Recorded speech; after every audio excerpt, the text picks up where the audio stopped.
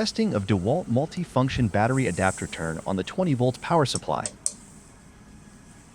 Then press the adapter's on button to activate the module.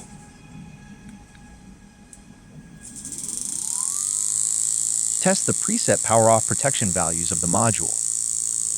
The CH value is 16.5 volts, and the CL value is 16 volts.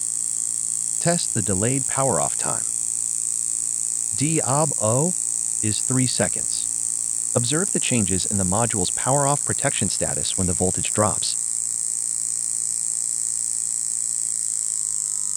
When the voltage drops below 16 volt, the module will cut off the output and shut down automatically after the preset 3 seconds.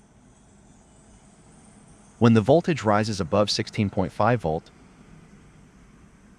press the adapter's on button again to restart the module, and the output will resume.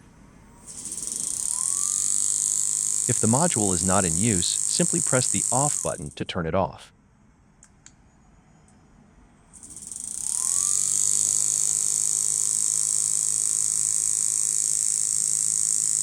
With the protection of this multi-function adapter, there is no need to worry about battery damage caused by over-discharging.